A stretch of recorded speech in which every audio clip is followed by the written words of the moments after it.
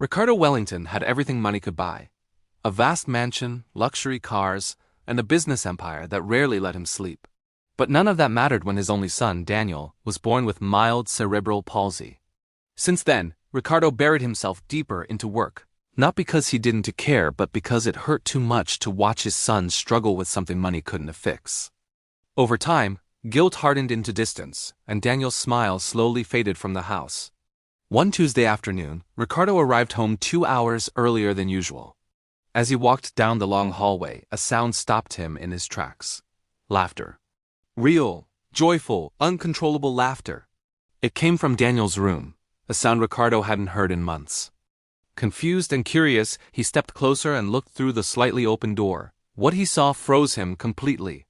Elena, the quiet maid he had hired 6 months ago, was kneeling beside his son. But she wasn't cleaning. She was carefully lifting and guiding Daniel's legs, helping him do exercises that looked far more professional than anything Ricardo had ever seen in the expensive therapy clinics. Her hands were gentle, precise, confident, and Daniel was glowing with joy. "Come on, little warrior," Elena whispered.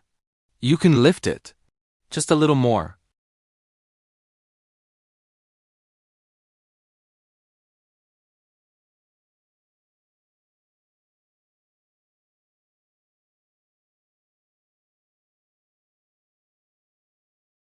That night, Ricardo barely slept.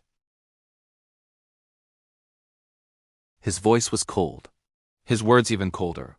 "Where did you learn to do that?" "You are a maid, not a therapist." Elena lowered her gaze, but her voice stayed calm. She explained how her younger brother had been born with a similar condition. How she spent years learning techniques, reading medical journals, watching professionals, because they could never afford proper treatment, and how her brother now walked, even ran. Her words shook Ricardo, but his pride wouldn't let him admit it. Days passed, and Ricardo began watching secretly through security cameras. What he saw humbled him. Elena arrived early. She stayed late. She kept detailed notes on Daniel's progress. She turned ordinary household items into therapy tools. And most importantly, she believed in Daniel when everyone else saw limits. Ricardo started seeing his son differently too, not as fragile, but strong, determined, capable.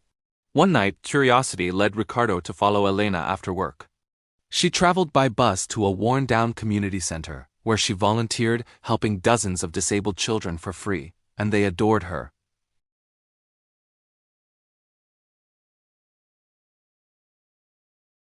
He apologized, and Elena finally revealed the full truth. She wasn't just self-taught. She actually held a degree in physical therapy. But no one would hire her. Not with her background. Not with her skin color. Not without the right connections. So she took a job as a maid, and still chose to heal, quietly, humbly. Right then, little Daniel walked in, without crutches, taking slow, steady steps, on his own. Ricardo dropped to his knees, tears streaming as he hugged his son, realizing the miracle that had been happening right under his roof. From that day forward, everything changed. Ricardo hired Elena officially as Daniel's full-time therapist, at a salary worthy of her skills. Then he went further, funding a complete rebuild of the worn-down community center into a modern children's rehabilitation clinic, where Elena now led a full team. Months later, Daniel walked onto a school stage to share his story. Strong, confident, proud. Miss Elena taught me that it doesn't matter where you come from. What matters is how much love you give. The audience stood and applauded. Ricardo finally understood the truth. Real wealth isn't money. It's impact. It's humanity. And sometimes, angels walk into our lives disguised as the people we overlook.